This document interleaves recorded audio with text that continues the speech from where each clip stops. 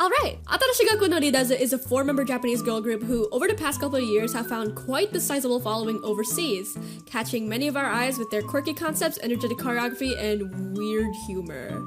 Something else you might find quite striking about these girls are their costumes, these uniforms. The way that these designs lack that idol group glamour most people would come to expect from groups like this. Like, if you didn't know any better, which I know I didn't, you would think that the leaders were just these random-ass teenagers who wandered up on stage one day to mess around. Which I know can sound like a bad thing, but in Atarashigaku's case, it's actually part of their appeal. It's part of their charm. Because there's a difference between going to the circus, expecting to see a backflip, seeing somebody do a backflip successfully, and you're like, oh my god, that person just did a backflip, and like listening to your friends sing for the first time. And their voices are so beautiful that you swear you're going to cry. And it's the same thing here. Because, like, sure, the girls are funny, they're refreshing, they're cool, they're talented, they absolutely kick ass, and would probably have our mouths agape no matter what they look like. But I really do think that without that sense of familiarity and, sorry, I can't say that word, familiarity and element of surprise that these uniforms create for them, your first encounter with them wouldn't stick quite as hard. And besides, from a design standpoint, there's a versatility to these costumes in that they're neither too formal nor too casual, which I think is what allows them to get away with doing stuff like this and doing stuff like this all within the same 10 minutes without changing. Basically, these costumes and this band are perfect for each other, and I wouldn't have it any other way. With all that said though, have you ever sat down and thought to yourself, GOG, I sure wonder what Atarashigaku would wear if they weren't part of Atarashigaku. I've literally never thought about that, not once in my life. Perhaps if, if they were part of different bands that, already exist in, different countries, and I really like. That's literally so stupid. Well, you're in luck, because in today's video, I've done such charity as to answer your woes. Hello, Earth Dimension, I'm Naya, this is my channel, and today we're doing a restyling drawing challenge.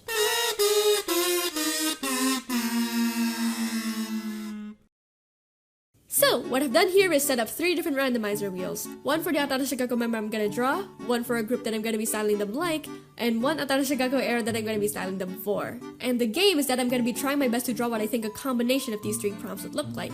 I should disclaim though, right off the bat, that if I want this video to have any sort of substance, I'm unfortunately gonna have to be splitting it into 2 parts. Because I know I'm not editing a 20-minute, 30-minute video again, and you know damn well your attention span doesn't go that long. So in this video, I'm only going to be drawing 2 out of the 4 members, and then in the next video, I'm going to be drawing the rest. Okay then, without further ado, let's give it a whirl. Our first round goes to Suzuka. Fitting, seeing as how she's the main vocalist. The K-pop group we're going to be dressing Suzuka like is ITZY, and the era we're going to dress Suzuka like ITZY for is Okami no Uta. How the hell am I supposed to do that? So, Suzuka's pretty eccentric, she's loud, she's bold, she's colorful, she's really into tits. Technically, she should fit into ITZY's fashion style quite well, since it seems that both Suzuka and ITZY stylists binge-watch episodes of Mr. Maker for outfit inspo. And I mean this as a compliment. No, like, I genuinely do, though. I always wanted to dress like a CBBS character.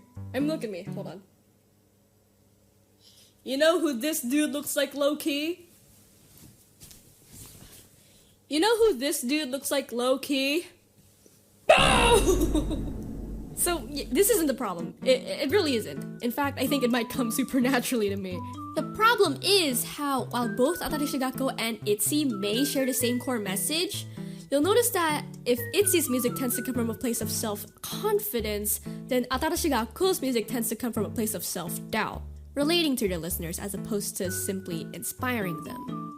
So there's a clear gap in approach here, and Okami no Uta is a song that hits embarrassingly close to home. It tells the story of a wolf aimlessly living his useless little life, empty, without love, and without a name that he can identify with.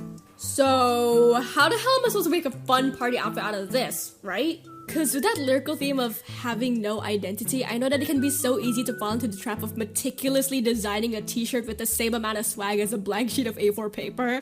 But this is ITZY, dude! Give me chaos! Give me tiger bikes and snake boots! Give me something shiny! So I looked at Okami no Uta again, and thought about the message and how it relates to me, and here's what I came up with.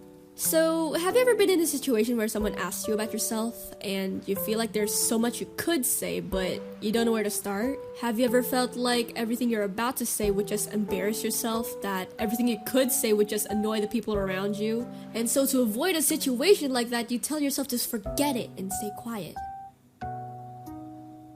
I think that's what the wolf in this song is feeling. Maybe it wants to express itself, but it can't seem to find that self anywhere anymore, or at least not a self that's easy to commodify. And it's stupid that we feel like that, because it's okay to be loud, it's okay to be quiet, it's okay to be messy, inconsistent, all over the place, because every piece of that, every part of us, it's so integral to building who we are. We were never supposed to be this like clean, pristine, like piece of cloth, you know, because we're more like quilts. Living, breathing quilts.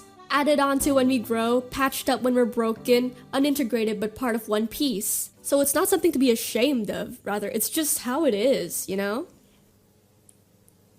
Anyways, that's why I decided to go for a chaotic patches theme for this outfit. And that's also why I decided to put Suzuka in a quilt $450 authentic Dior t-shirt that I found on Depop. I'm on that JYP budget, baby. That way Kurechimula, okay? And if you really thought that I was gonna spend it all on some rich people nonsense, think again. Overall, I took a lot of aesthetic inspiration from Crazy in Love and Not Shy, and then tried to come up with something that could be the center of attention, something that was uncohesive but made sense. And because Suzuka has this habit of just like moving around a lot and like playing with her clothes and stuff, I wanted to give her something that has a lot of like secondary animation to it, but something that was still, you know, safe and like she can't trip over, hopefully. On that note of being really extra with this, as a nod, a wink perhaps, to Suzuka's status as the girl with the glasses, I put a little biker girl twist to her specs and gave her a pair of these flaming hot shades. It's just a small like statement detail, but I thought it really ties the whole outfit together. So I showed this drawing to one of my friends because I'm super proud of it, right? But then he said that with the glasses in that color, in that position, she kind of looks like a Homestuck troll. And I don't think I'll ever recover from this. In fact, I think right after I'm done recording this, I'm gonna be crying in a corner for the next million years and become so inconsolably upset that you'll never hear from me again. So thanks, Wick! Alright, now that we know the rules of this game, let's spin the wheel again. This time, our girl is Kano, we're dressing her like the pop rock fusion band Dreamcatcher, and our era is Wakage Gaitaru, Atarashi Gakko's sophomore album. So, this is a pretty fun album, cause even though the genre is pretty much the same throughout, maybe with a couple outliers, the themes present in Wakage Gaitaru is really diverse, ranging from songs about shaving your armpit, the bravery of strippers, studying for exams, puking on the bus. One of these songs kind of sound like if Ime Oi wrote an Instagram poll. And of course, the fan favorite, the song about grooming. Koigeba is such a staple of their discography that whenever they perform it live, you know you're in for a good time. So when I saw that it was getting popular among people outside of the fandom, you know what I said? I said deserve! So what do you say this rounds out is for Koigeba, huh? So taken at face value, Koigeba is a problematic love song about a high school student's feelings for or a relationship with her teacher. And, you know, along with its newly found, well-deserved, long overdue popularity, a lot of theories sprouted from Koigeba. And now I obviously have my own thoughts on what this song might be about, so that's what I decided to base this off of. Clearly, it's told from the point of view of the victim. She loves her teacher, or at least she thinks she does. But beyond the beautiful wording, she's struggling to justify what is essentially a really dangerous relationship that's like taking a toll on her mentality. My favorite thing about this song, though, is its various descriptions of storms. And in Koigeba, I think these storms are such a fun visual way to parallel what the student might be feeling at the time. You know, like the increasing red flags and her still trying to be all poetic about it and romanticizing the situation. And one particular storm description that I wanted to focus on today happens in the last chorus. Allow me to read a rough translation of it to you. Gibba gibba! Love is a storm in the springtime. Gibba gibba! It's a storm on a blue spring's day. Gibba gibba! The meadows of the blue spring.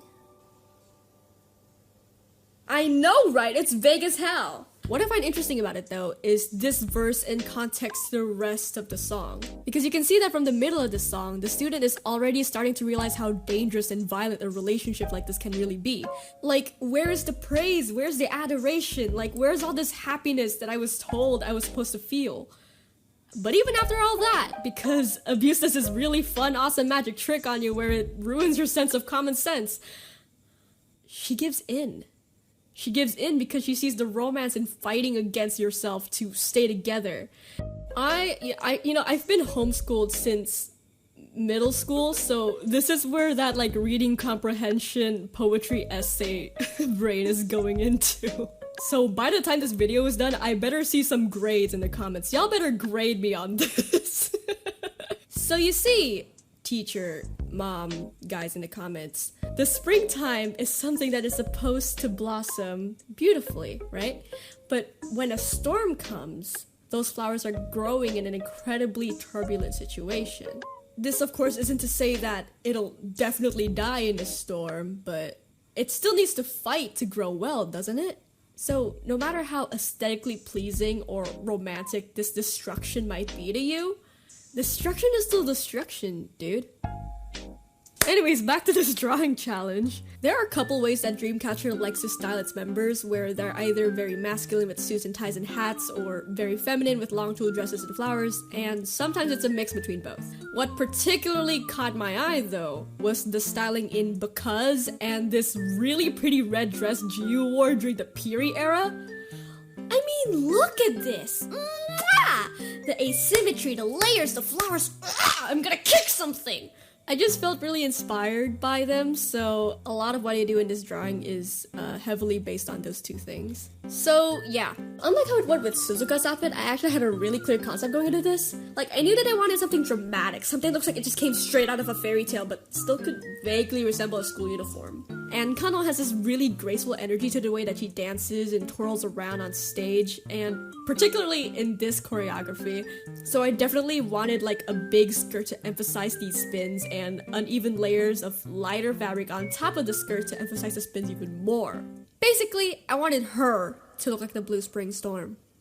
And yeah, what we ended up with was this like inaccurate period drama ghost of a young girl sort of look, and you know, I'm not mad at it. I'm not mad at it because like, even though you can clearly see in the speed paint that I was like super unsure about like the actual execution of this, I'm glad that I was still able to capture the vibe that I was going for, you know? And I'm really glad that it's finally on paper for all of you to see. You know, I love girl groups. Like, besides Atarashigako, like, the mainstream ones from K-pop, it's all I listen to, baby. They were also the only bands that I could think of for the video. I wish I could have come up with more variety for YouTube, but that day never came, so...